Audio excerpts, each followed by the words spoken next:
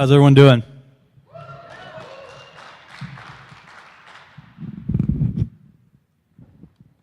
I guess most of my talk tonight is going to be on the importance of speaking out. I've seen a lot of people stay closeted as an atheist, and it doesn't help the movement at all. It's really detrimental to everything. First, I would like to tell my story for anyone who doesn't even know it.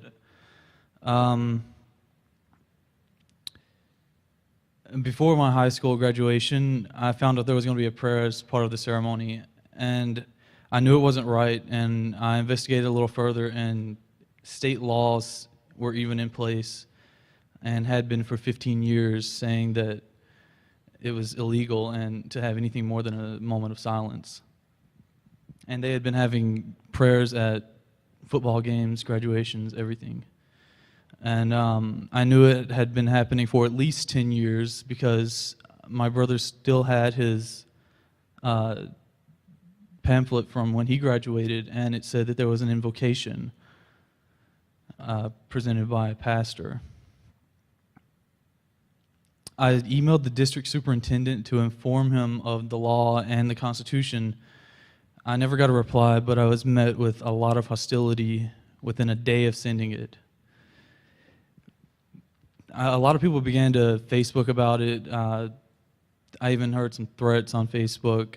It was just a lot of whining about it. They knew they couldn't do anything about it because it was against the law, but they would say that I was oppressing them. One person oppressing 15,000 people.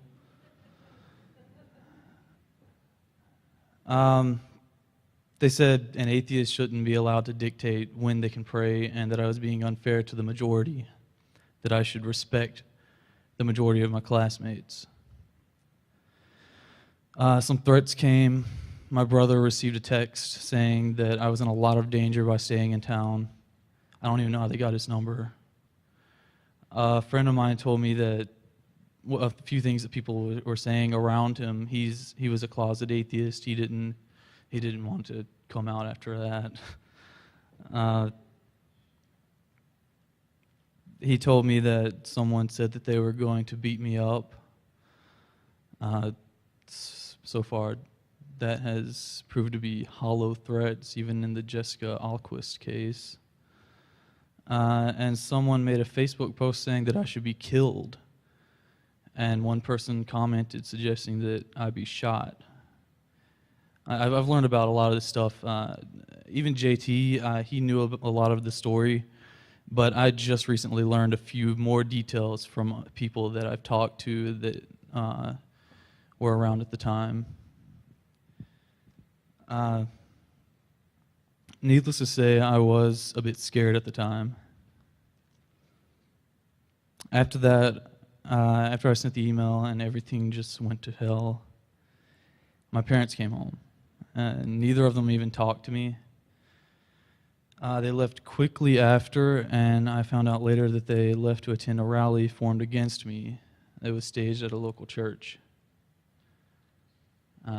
Obviously, they found out. Days went by, and neither of them spoke a word to me. Just maybe here and there. I would ask them where they went, and they told me that they went to the rally. That's about all they said, really. I knew they wouldn't give me a ride to graduation or anything, so I went to stay with my brother, who was in town. My sister came to town from Dallas and drove me over there.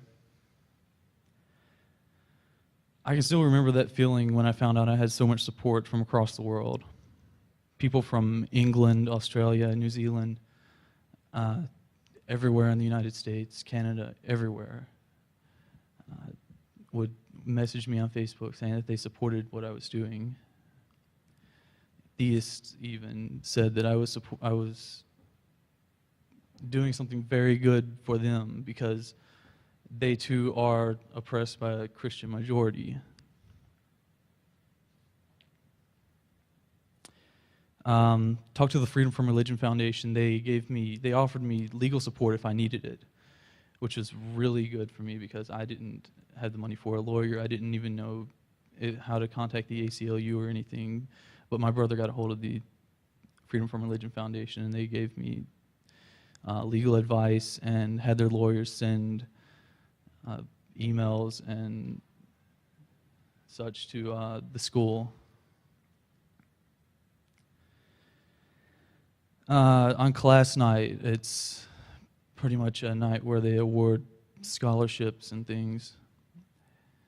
We all met in the auditorium, and as I walked by, one of the teachers mumbled under her breath that an atheist shouldn't even be allowed to graduate. I wasn't really worried about that. I'd rather not insult her intelligence up here.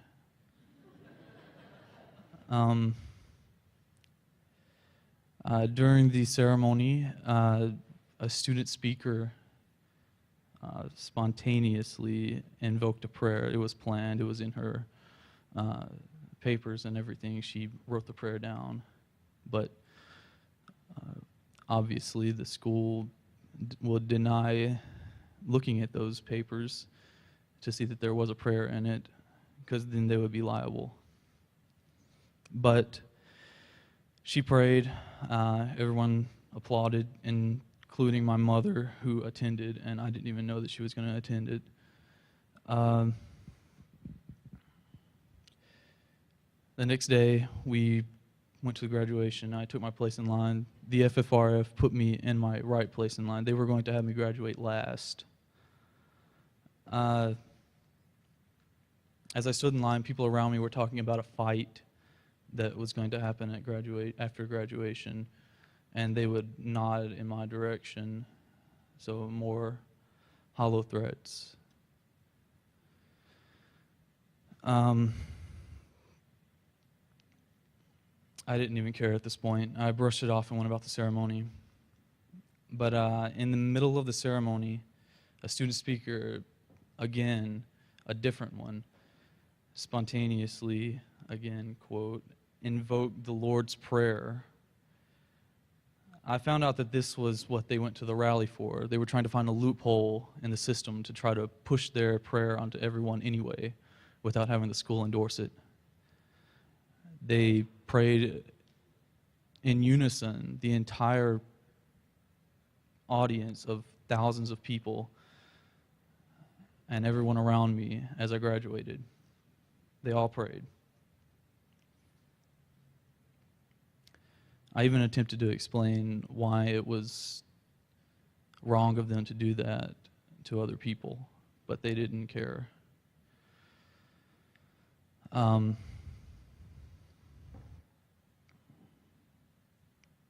These people that were praying, it was a painful thing to see when everyone that you've gone to school with, you've formed relationships with, you've been friends with for 4 years or more, suddenly turn on you. There's an indescribable feeling of alienation there. I didn't know how to react. I just sat there stunned. It felt like the last 4 years of high school had never even happened.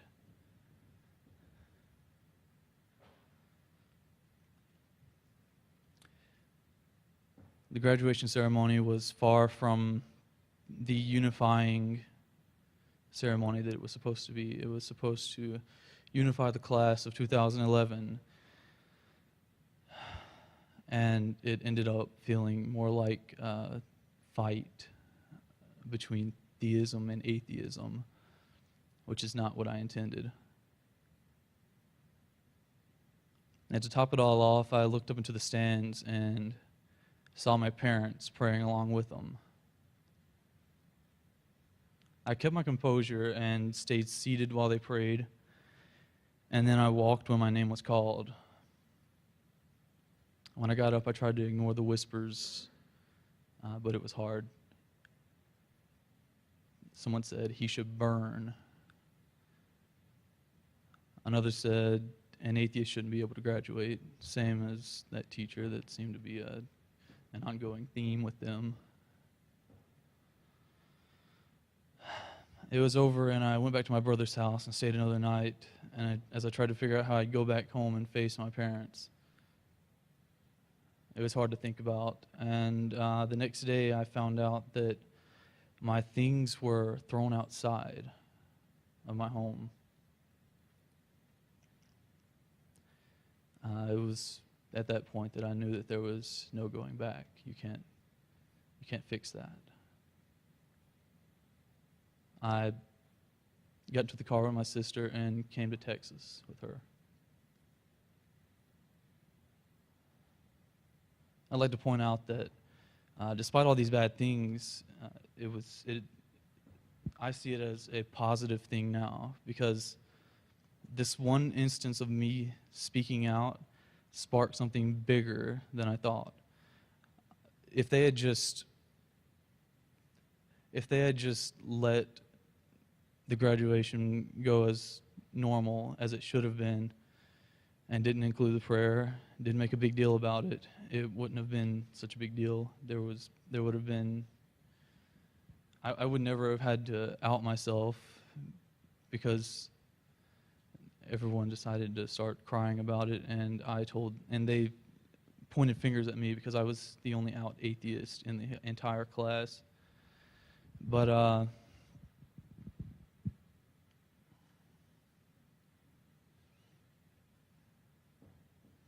multiple people have told me that because of this, I directly influenced them to do the same at their high school and college graduations.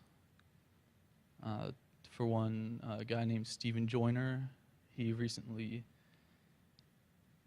protested the prayer at his college graduation in, I think, South Carolina.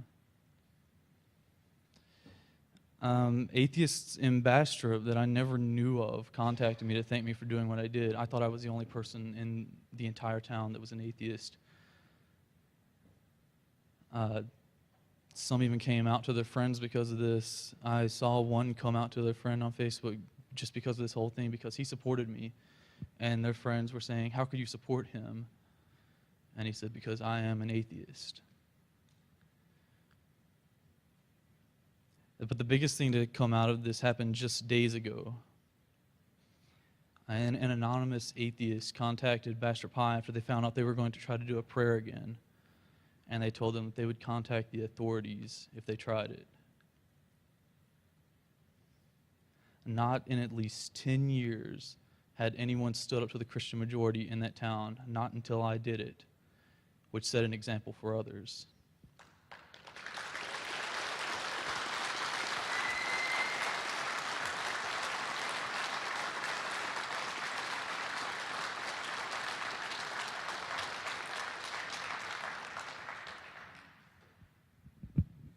This is exactly why you speak out. It's why it's important to speak out. I thought I was alone in Bastrop, and because I hadn't spoken about my beliefs, and this is the problem with a lot of people. They stay closeted. They don't think that talking about their beliefs to other people or their friends or being an out atheist is worth it.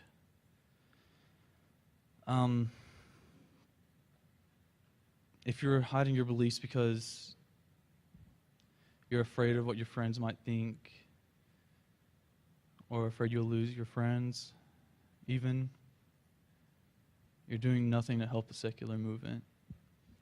I know secular groups that they just sit around in a room and talk about problems, but they never ever go out and tell other people about what they believe. They let the misconceptions about atheism go on.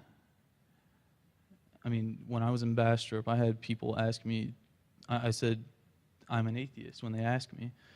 And they would say, does that mean you worship the devil? I mean, I had to say no. I had to correct them, because that's what they were being taught in church. I had attended church. I was forcefully pushed into church for 18 years of my life. Even more so after my parents found out I was an atheist. They started forcing me to go even more. And every time I went in there, they would come up with some new idiotic thing to say about atheism that was completely misconstrued. They did not understand what we believe. And they pass that on to kids, indoctrinate them with that belief, and they grow up thinking that.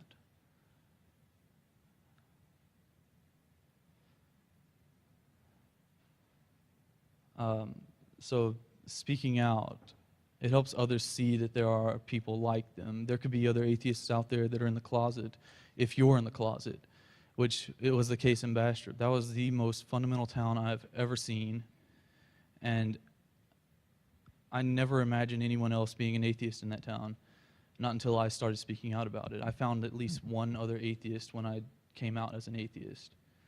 And then when I did this thing with the prayer, I told them it could not happen. So many other atheists came to me, and I didn't know there were that many in town.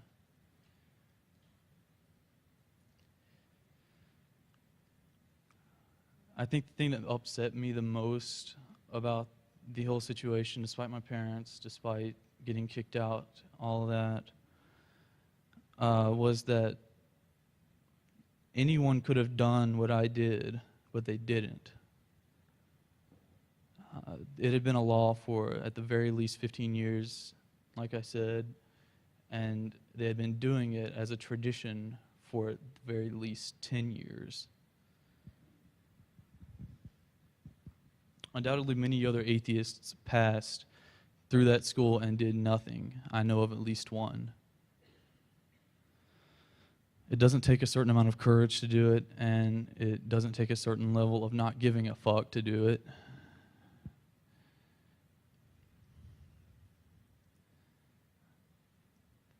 It just takes you standing up for yourself and for others and to tell them what they're doing isn't right, because it isn't. Forcing belief on other people or forcing prayer on other people who don't believe the same way as you is not right.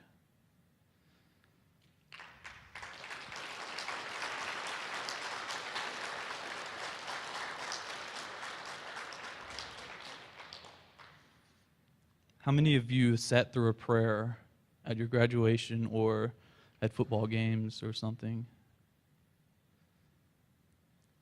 Why didn't you do anything? Someone give me a reason why you didn't do anything.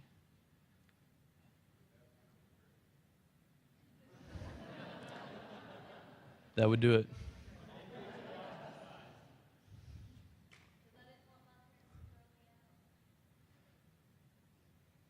Well, it didn't stop me.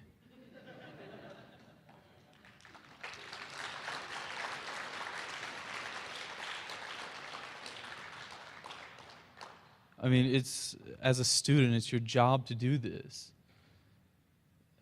You're the one having to put up with it. You should be the one to try to keep it secular, especially for the people that have to come after you. There's a constant stream of people coming through that school, coming and going. And until someone stands up to the Christian majority, it's just going to keep happening. And as you can see, it happened for a long time with Jessica Alquist. It happened for about 50 years. No one did anything about the prayer until she stood up.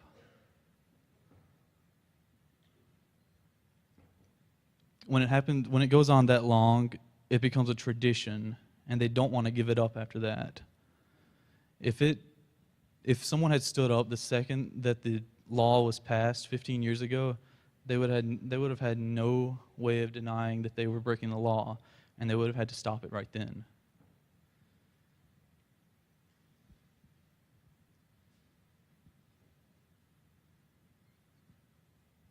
It's not just atheists that are having to put up with it too. People of other religions and beliefs have to deal with that as well, because obviously they're not Christians. Christians are the majority in this country for now.